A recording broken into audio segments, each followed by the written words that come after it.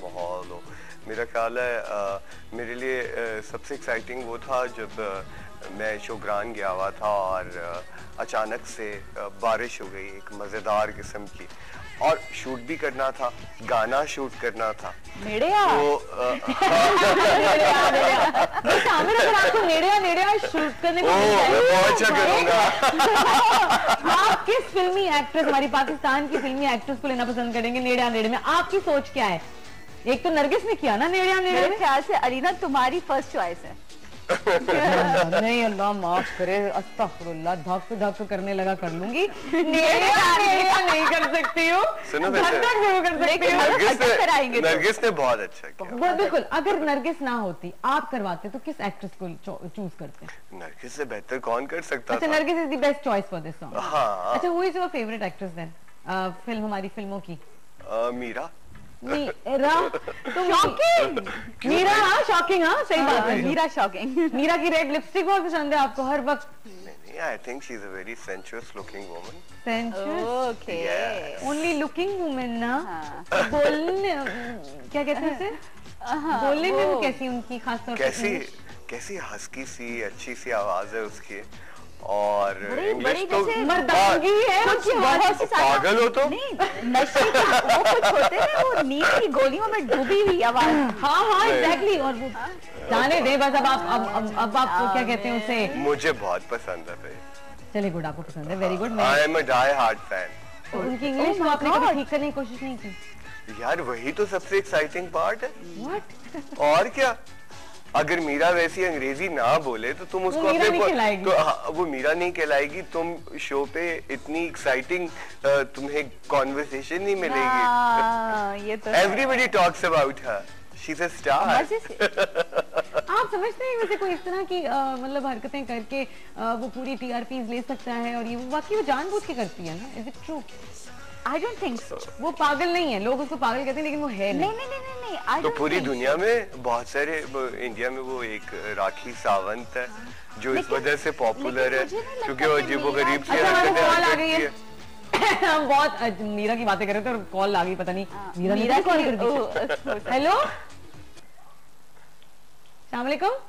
जी वालेकुम सलाम। मीरा नहीं है, मीरा नहीं, हाँ बस है। हाँ जी, अस्सलाम वालेकुम, गुड मॉर्निंग। जी गुड मॉर्निंग। कौन बोल रहा है? मंसूर बागवानी।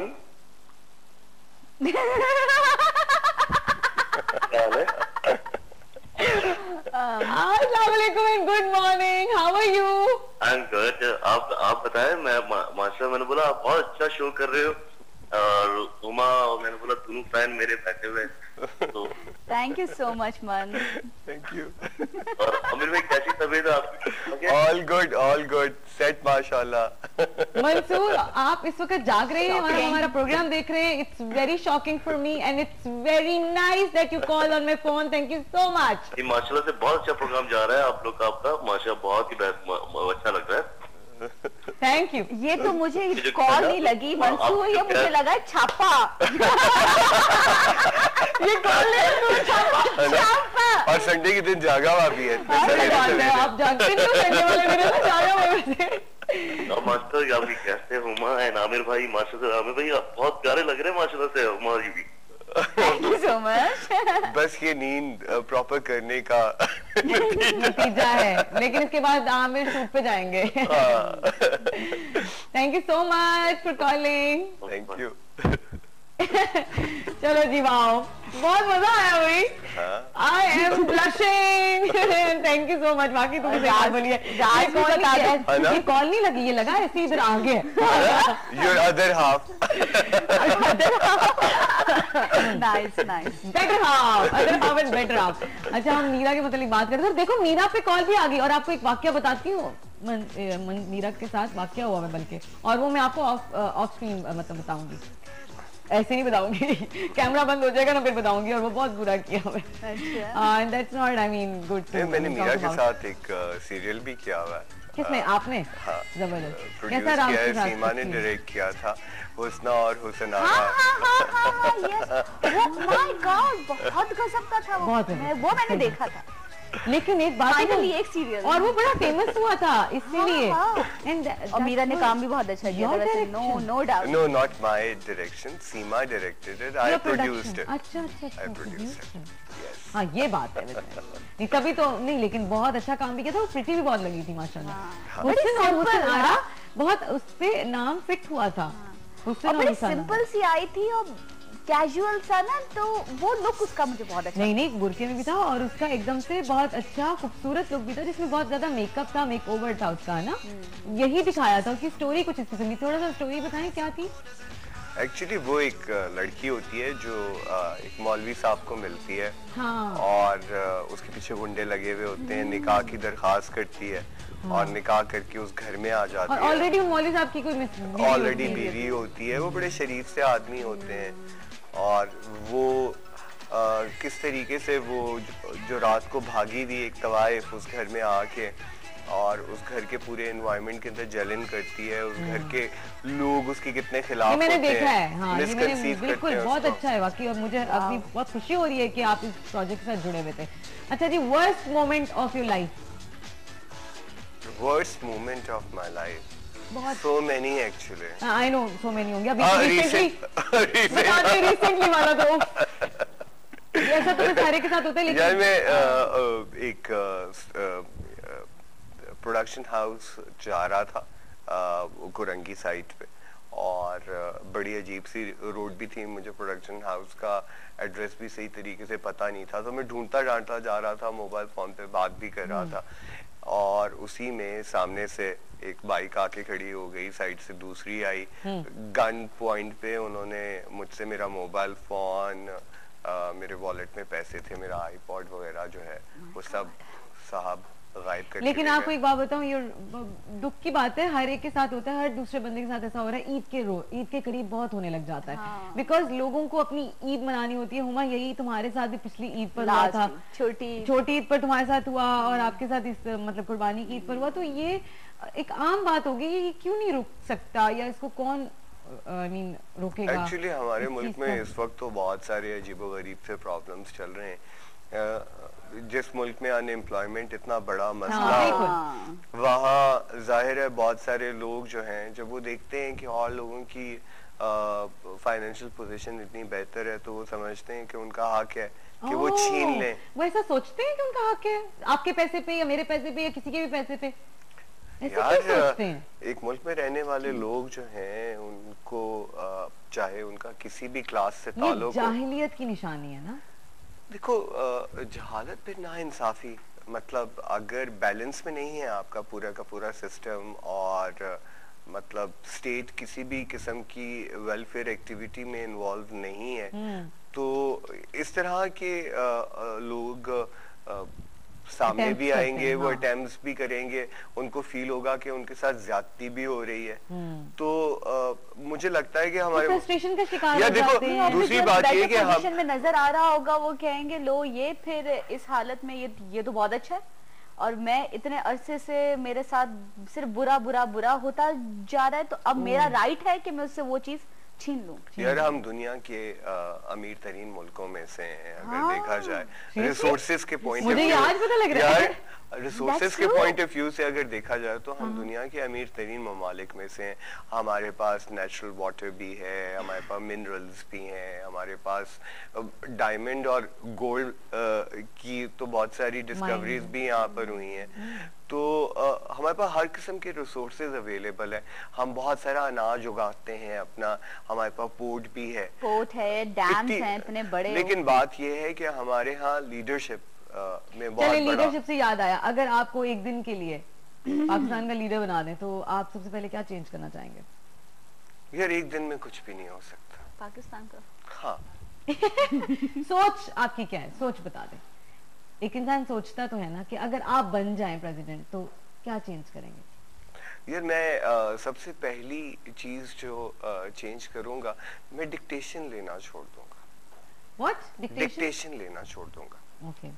क्योंकि बात यह है कि हमारे लीडर्स अपनी कौम का सोच कर तो करते नहीं है, उनको जो ऊपर से डिक्टेशन दी जाती है उसको फॉलो कर रहे होते हैं। हमें अगर कौमियत का एहसास हो जाए, अगर हम लोगों के हुजूम की बजाय हम बहुत सारे ऐसे लोग हो जाएं जो हाथ से हाथ जोड़कर एक, क्योंकि हम बात से बात करते हैं ना, तो डिक्टेशन वाकई देते रहते हैं, करने कुछ नहीं। हमें नेशनलिज्म का जज्बा तो है नहीं, हम एज अ कौम की शक्ल तो ले नहीं सके। हम तो बहुत सारे लोग हैं जो अपनी अपनी एक्टिविटी के अंदर बिजी हैं। चलो एक गाना लेते हैं और हम एक्टिविटी करते हैं, कुछ गाना सुनकर। एक्टिविटी में बिजी है। ओके जी, let's take a song break.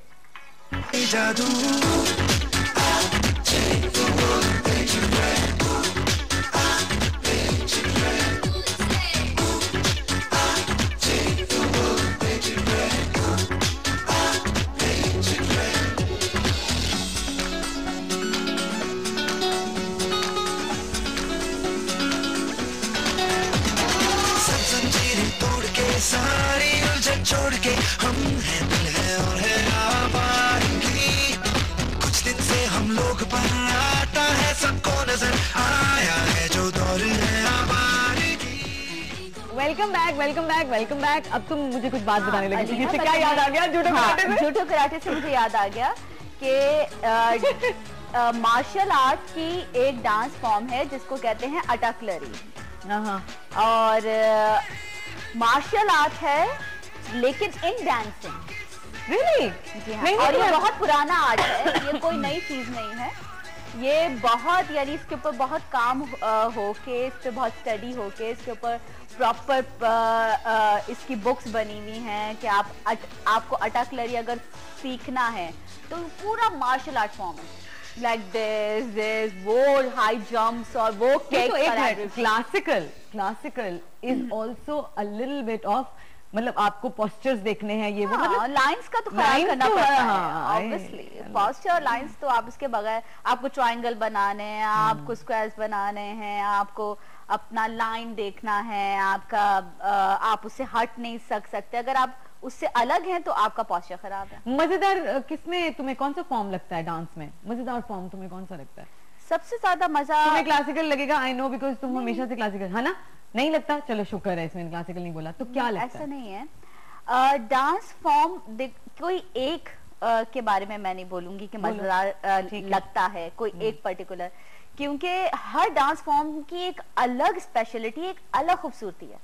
अगर मैं हिप हॉप देखूं तो उसका जो फ्लोर के ऊपर वो बिल्कुल जमे हुए होते हैं ना, वो ऐसी उसके अंदर एक एनर्जी आती है कि क्या ही मजा आता है उसको देखने का। फिर आप पॉपिंग लॉकिंग देखें तो उसमें जो वो क्रंच करते हैं, जो कट्स मारते हैं, जो ब्रेक करते हैं, उसका यानी कहां से बॉडी कटती है, कहां से दोबारा जुड़ती है, कहां से नफासत से आती है। और इसी तरह अगर क्लासिकल फॉर्म्स देखें तो वो तो फिर एक पूरा एक हिस्ट्री है उसके, तो पता नहीं किस तरह से वो बनी है, उस पे तो सदियां लगा है, सदियों पे का काम हुआ है, तो फिर कोई एक क्लासिकल फॉर्म बनी है डांस की।